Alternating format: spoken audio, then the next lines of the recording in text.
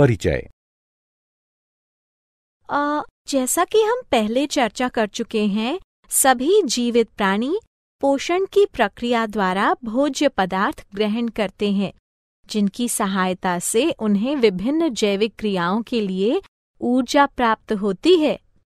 श्वसन एक जारणकारी प्रक्रिया है जिसके द्वारा कार्बोहाइड्रेट, वसा एवं प्रोटीन जैसे खाद्य पदार्थों का शरीर के ऊतकों में जारण अथवा ऑक्सीकरण होता है और इस प्रक्रिया से CO2 यानी कार्बन डाइऑक्साइड, जल एवं ऊर्जा का क्रमिक निर्माण होता रहता है।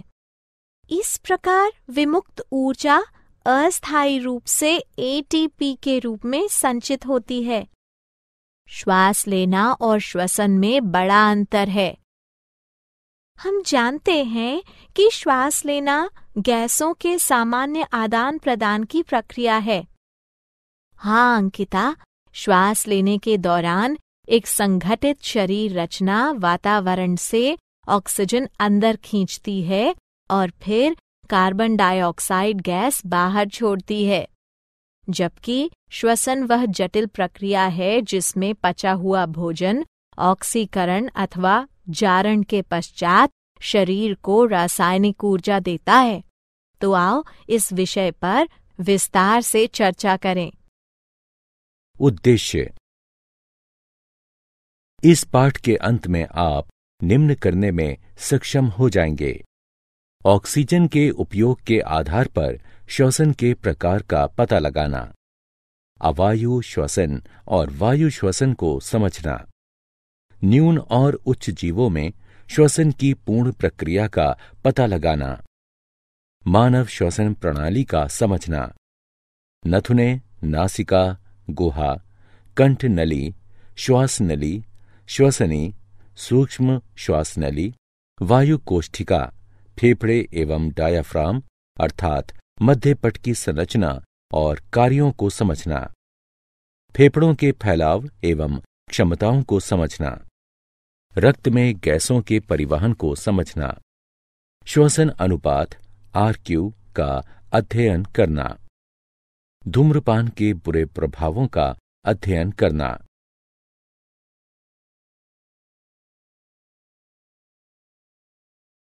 श्वसन के प्रकार। श्वसन दो प्रकार के होते हैं, अवायु श्वसन एवं वायु श्वसन। अवायु श्वसन वह श्वसन है जिसमें श्वसन के लिए ऑक्सीजन की आवश्यकता नहीं पड़ती, जबकि वायु श्वसन में श्वसन के लिए ऑक्सीजन की आवश्यकता पड़ती है। क्या आप जानते हैं कि उच्च जीवों में श्वसन की संपूर्ण प्रक्रिया अर्थात बाह्य श्वसन, आंतरिक श्वसन एवं कोशिकीय श्वसन क्षमता होती है। अवायु श्वसन। जब ऐसी श्वसन प्रक्रिया जिसमें बिना आणविक ऑक्सीजन के उपयोग के ही भोजन का ऑक्सीकरण हो जाता है, तो ऐसे श्वसन को अवायु श्वसन कहा जाता है। अवायु श्वसन के कुछ सामान्य उदाहरण हैं जीवाणु, खमीर, परजीवी कृमि जैसे त्रिमुख गोल कृमि, फीता कृमि, फैसियोला आदि। सूक्ष्म जीवों में अवायु श्वसन के स्थान पर सामान्यतः किण्वन शब्द का प्रयोग किया जाता है। सूक्ष्म जीवों अथवा उनके एंजाइमों की सहायता से कार्बोहाइड्रेट्स एवं अन्य कार्बनिक यौगिकों का अवायवीय टूटन द्वारा अल्कोहल, कार्बनिक अम्ल, गैस आदि में परिवर्तित होने की प्रक्रिया को किण्वन के रूप में परिभाषित किया जाता है।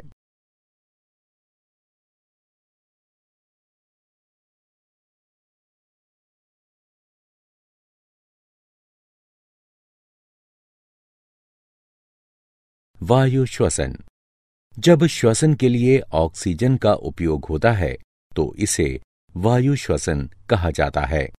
उदाहरण अधिकांश पेड़ पौधे एवं पशु। क्या आप जानते हैं कि जब हमारी मांसपेशियों की कोशिकाओं में ऑक्सीजन की कमी होती है तो पाइरूवेट लैक्टिक अम्ल में रूपांतरित हो जाता है। इसमें भी 3 कार्बन अणु होते हैं। अगर हम अचानक कुछ करते हैं तो लैक्टिक एसिड के निर्माण के कारण हमारी पेशियों में अकड़न पैदा हो जाती है। बाह्य श्वसन। बाह्य श्वसन वह प्रक्रिया है जिसके द्वारा रक्त एवं वायु के मध्य गैसों का आदान प्रदान होता है। यह एक भौतिक प्रक्रिया है। इसमें केवल ऑक्सीजन ग्रहण एवं कार्बन डाइऑक्साइड का उत्सर्जन होता है। यह प्रक्रिया 2 चरणों में संपन्न होती है, उत्प्रेरण यानी सांस लेना एवं उच्छ्वासन। उत्प्रेरण वह प्रक्रिया है जिसके द्वारा स्वच्छ वायु फेफड़ों में प्रवेश करती है। इस प्रक्रिया में झिल्ली यानी डायाफ्राम सपाट हो जाती है और स्नायु तंतुओं में संकुचन द्वारा नीचे की दिशा में दबती है एवं इस प्रकार वक्ष गुहा का आयतन बढ़ता है। बाह्य पसलियों के बीच की मांसपेशियां पसलियों एवं उरोस्थि में ऊपर एवं बाहर की दिशा में संकुचन एवं खिंचाव उत्पन्न करती हैं और इस प्रकार वक्ष गुहा का आयतन बढ़ जाता है। उच्छ्वासन वह प्रक्रिया है जिसके द्वारा फेफड़ों से कार्बन डाइऑक्साइड गैस यानी CO2 को बाहर निकाला जाता है।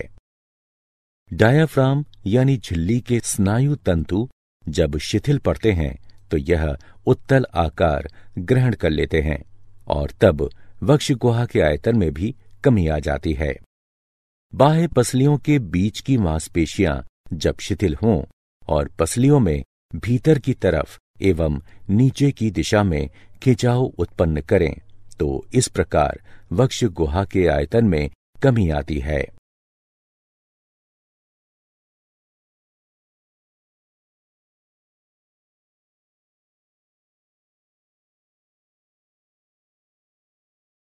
आंतरिक श्वसन। आंतरिक श्वसन वह प्रक्रिया है जिसके द्वारा रक्त एवं ऊतक द्रव और ऊतक द्रव एवं कोशिकाओं के बीच गैसों का आदान प्रदान होता है।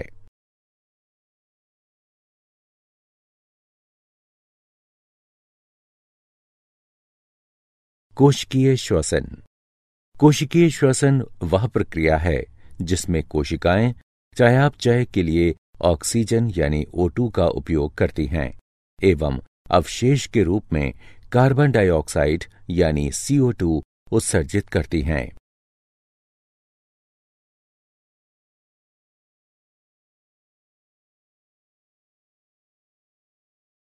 न्यून जीवों में गैसों का विनिमय। न्यून जीवों में श्वसन के लिए कोई विशेष अंग नहीं होता, अतः एक कोशिकीय जीवों में कोशिका एवं बहुकोशिकीय जीवों में शरीर की सभी कोशिकाएं श्वसन में भाग लेती हैं। सभी कोशिकाएं सीधे तौर पर जल से संपर्कित रहती हैं, इसलिए आसपास के जल में घुले ऑक्सीजन का शरीर की कोशिकाओं के कार्बन डाइऑक्साइड से सीधा विनिमय होता है। इसे त्वचा श्वसन के नाम से जाना जाता है। कोशिकाओं के माइटोकॉन्ड्रिया में जो ऑक्सीजन रहती हैं उसका उपयोग शर्करा के ऑक्सीकरण में होता है और इससे CO2 जल एवं ऊर्जा समृद्ध अणुओं का निर्माण होता है। कुछ सामान्य उदाहरण हैं अमीबा, पैरामीशियम, स्पंज एवं कोलेंटेरेट।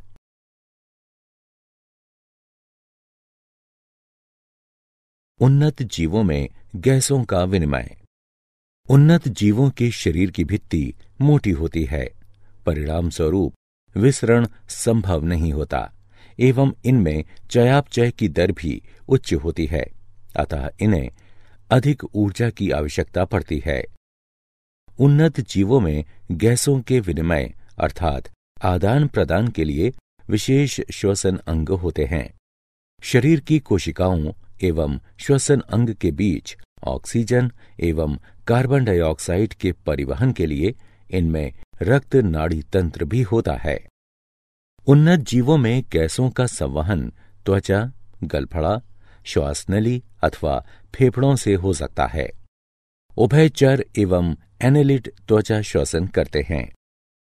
वैसी त्वचा से गैसों का संवहन हो सकता है जो पतली, नमीयुक्त, संवहनी एवं पारगम्य होती हैं। इसे त्वचीय श्वसन भी कहा जाता है। कड़ी खाल वाले जानवर, उपास्थि वाली मछलियां, बौनी मछलियां एवं मेढकों जैसे उभयचर गलफड़ा श्वसन करते हैं। इस प्रकार के श्वसन को क्लोम श्वसन भी कहा जाता है। ऑक्सीजन जल से ग्रहण किया जाता है।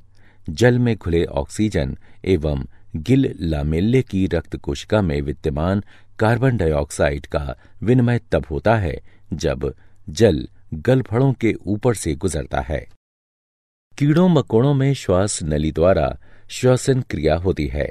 श्वसन अंग वस्तुतः उच्च स्तरीय वायु नलिकाओं का गुच्छ होता है, जिसे श्वसनी के नाम से जाना जाता है।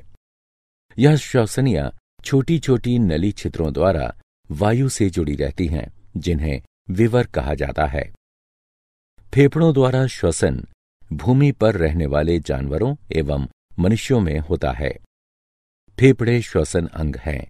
इसे फुफ्फुसीय श्वसन भी कहा जाता है। यह श्वसन प्रणाली के सहयोग से होता है।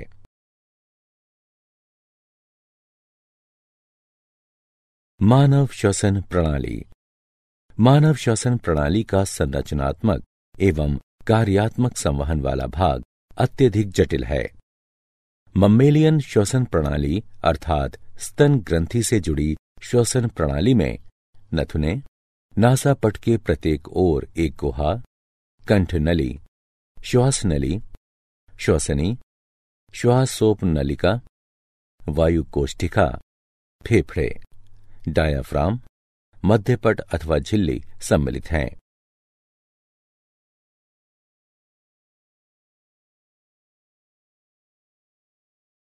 नथुने। नाक के दोनों छिद्रों को नथुना कहते हैं। यह संयुक्त रूप से नासिका कक्षों में जाकर खुलती हैं।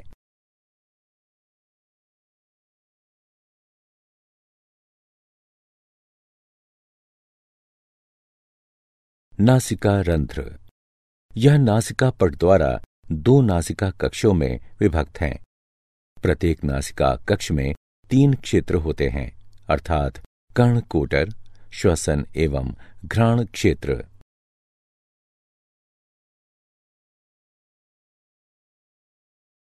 कंठ नली। कंठ नली में ध्वनि उत्पन्न करने वाला लचीला तंतु अर्थात स्वर रज्जु होता है, जिसे कंठ कहते हैं। स्त्री और पुरुष की कंठ नली के आकार में थोड़ा अंतर रहता है। पुरुषों में यह बड़ा एवं प्रभावी होता है और इसीलिए पुरुषों की कंठ नली को टेंटुआ कहा जाता है। मनुष्य की कंठ नली में कंठद्वार, उपास्थि, कष्ठिका अस्थि, थायराइड झिल्ली, स्वर रज्जु, स्वर यंत्र, स्नायुबंध और मांसपेशियां होती हैं। कंठद्वार ग्रसनी में जाकर खुलता है, जो कंठ नली से जाकर मिलती है। उपास्थि के 9 टुकड़े होते हैं, 3 एकल एवं 3 युगल। उपकंठ एक पत्ती जैसी संरचना है, जो निगलते वक्त भोजन को श्वसन तंत्र में प्रवेश से रोकता है। श्वास नली। श्वास नली अथवा श्वासनाल कंठ नली के साथ श्रेणीबद्ध होती है। श्वास नली एक अर्धचंद्राकार पारदर्शी वलय से जुड़ी रहती है। श्वास नली की श्लेष्मल झिल्ली के साथ एक क्रमबद्ध छदम स्त्रीकृत रोमक उपकला रहती है, जिसमें बलगम युक्त स्रावित चषक कोशिकाएं होती हैं और यह श्लेष्मय झिल्ली को बाहर धकेलने में मदद करती है।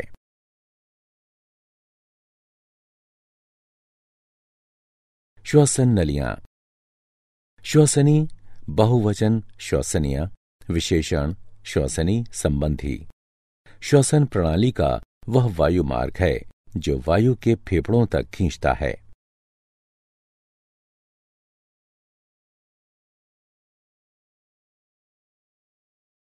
श्वासोप नलिका। श्वसनी गुच्छ में छोटी नलिकाएं होती हैं, जिन्हें श्वासोप नालिका कहते हैं। फेफड़े के इस भाग में गैसों का विनिमय नहीं होता है।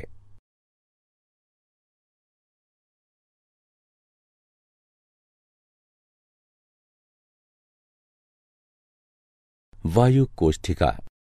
वायु कोष्ठिकाएं फेफड़ों की परम संरचनात्मक एवं शारीरिक इकाइयां हैं। वायु कोष्ठिका गैसों के विनिमय के लिए विसरण द्वारा बहुत बड़ी सतह जैसे स्तनधारियों की आंत में विली उपलब्ध कराती हैं। गैसों का विनिमय वायु कोष्ठिकाओं की श्वसन झिल्ली में सर्वत्र होता है।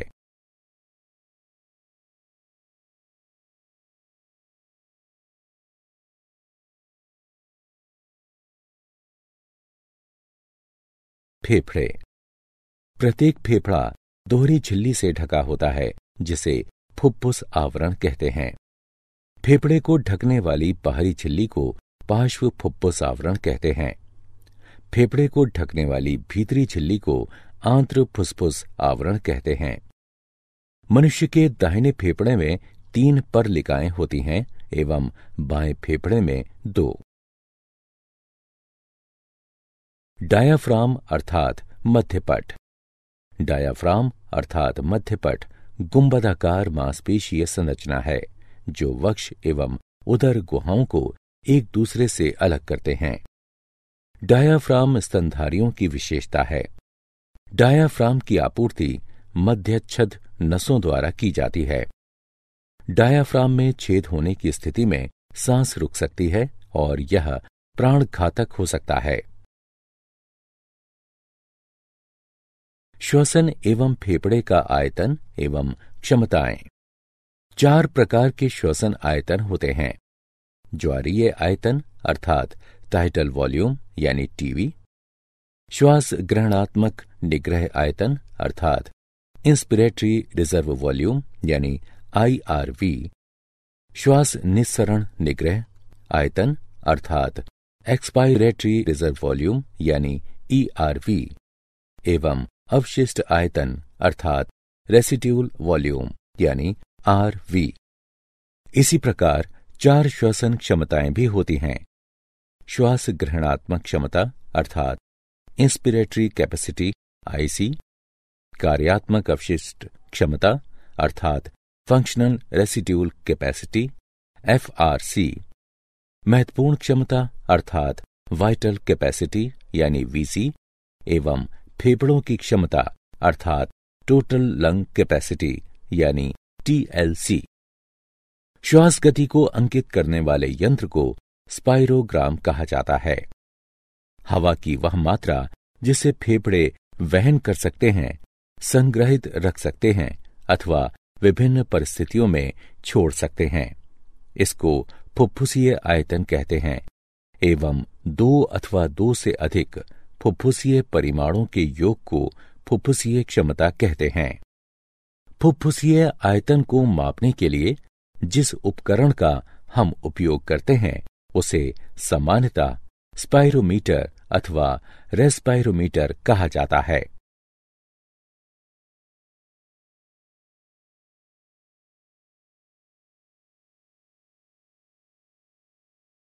रक्त में गैसों का परिवहन। ऑक्सीजन का परिवहन रक्ताणु में उपस्थित श्वसन वर्णक यानी हीमोग्लोबिन आरबीसीज की सहायता से रक्त द्वारा 98.5% ऑक्सीजन O2 का परिवहन होता है। हीमोग्लोबिन के एक अणु में ऑक्सीजन के अधिकतम 4 अणु होते हैं। 1 ग्राम हीमोग्लोबिन में लगभग 1.34 ml ऑक्सीजन यानी O2 होता है।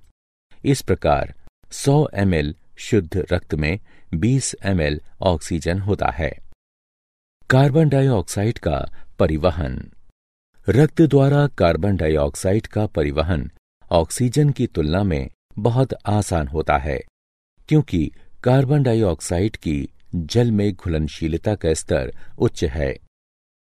परिवहन के दौरान कार्बन डाइऑक्साइड का 7% प्लाज्मा में विघटित हो जाता है जबकि 23% कार्बामिनो हीमोग्लोबिन के रूप में एवं 70% बाइकार्बोनेट के रूप में।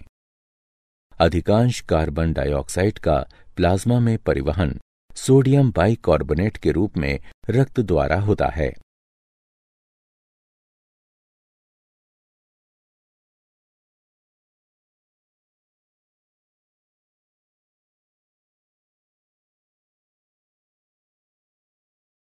श्वसन अनुपात RQ। निर्मुक्त किए गए CO2 के आयतन एवं अवशोषित O2 के आयतन के अनुपात को श्वसन अनुपात कहा जाता है। श्वसन अनुपात अर्थात RQ का अधः स्तर अर्थात सबस्ट्रेट के परिमाण पर निर्भर करता है। यद्यपि RQ के निर्धारण से हमें श्वसन में उपयोग किए जा रहे सबस्ट्रेट की प्रकृति और चयापचय के प्रकार का पता चलता है। धूम्रपान के बुरे प्रभाव। तंबाकू के धुएं में भारी मात्रा में जहरीले रसायन होते हैं जो मानव के स्वास्थ्य पर बुरा असर डालते हैं। इससे फेफड़ों का कैंसर, खांसी, ब्रोंकाइटिस अर्थात फेफड़े में सूजन, वात स्फीति एवं कार्बन मोनोऑक्साइड विषाक्तता हो सकती है। क्या आप जानते हैं, अधिकांश कोशिकीय प्रक्रियाओं के लिए ATP ऊर्जा मुद्रा की तरह है। श्वसन क्रिया के दौरान जो ऊर्जा मुक्त होती है उसका उपयोग ADP एवं अकार्बनिक फॉस्फेट से ATP अणु के निर्माण में होता है। कोशिका में ऊष्माशोषी प्रक्रिया संपन्न कराने के बाद रासायनिक प्रतिक्रिया को आगे बढ़ाने के लिए इस ATP का उपयोग किया जाता है। जब जल के उपयोग से ATP में टर्मिनल फॉस्फेट लिंकेज विघटित होता है तो इस प्रक्रिया के दौरान जो ऊर्जा उत्पन्न होती है वो 30.5 kJ मोल के बराबर होती है। मांसपेशियों के संकुचन, प्रोटीन संश्लेषण, तंत्र का आवेगों के चालन एवं अन्य अनेक गतिविधियों के लिए कोशिकाओं में ATP का उपयोग होता है। यदि वायु कोशीय सतह में फैलावाता है तो यह लगभग 80 m वर्ग आयतन आच्छादित करेगा। यदि हमारे शरीर में ऑक्सीजन के स्थानांतरण के लिए विसरण किया जाता है तो ऑक्सीजन के एक अणु को फेफड़े से पैर की उंगलियों तक संचरण करने में अनुमानतः 3 वर्ष का समय लगेगा। सारांश। आइए हमने जो कुछ सीखा है उसे संक्षेप में दोहराएं। श्वसन की 2 प्रक्रियाएं होती हैं, सांस लेना और सांस छोड़ना। पसली की मांसपेशियां एवं डायाफ्राम सांस लेने में सहयोगी की भूमिका निभाते हैं। ऑक्सीजन की सहायता से वायु श्वसन होता है और इसी के कारण हेक्सोज पूर्णतः विघटित होकर कार्बन डाइऑक्साइड एवं जल में परिणत हो जाता है। अवायु श्वसन ऑक्सीजन की अनुपस्थिति में होता है और इसमें आधा स्तर अर्थात सबस्ट्रेट का अपूर्ण विघटन होता है। न्यून जीवों में त्वचा श्वसन जबकि उच्च जीवों में श्वसन के लिए विशेष श्वसन अंग होते हैं, जैसे एनालिड में त्वचा, कीटों में श्वास नलिये, उभयचरों में फेफड़े एवं त्वचा, कड़े खोल वाले जानवरों अर्थात क्रस्टेशियनों एवं मछलियों में गलफड़ा और स्तनपायियों, पक्षियों एवं सरीसृपों में फेफड़े। मानव की श्वसन प्रणाली का गठन नासिका छिद्रों, नासिका कक्ष, कंठद्वार, श्वास नली, श्वसनी एवं फेफड़ों के अंदर ब्रोंकियल इंटरकॉम के मिलने से होता है। तंबाकू के धुएं में भारी मात्रा में जहरीले रसायन होते हैं जो मानव के स्वास्थ्य पर बुरा असर डालते हैं। इससे फेफड़ों का कैंसर, खांसी, ब्रोंकाइटिस अर्थात फेफड़े में सूजन, वात स्फीति एवं कार्बन मोनोऑक्साइड विषाक्तता हो सकती है।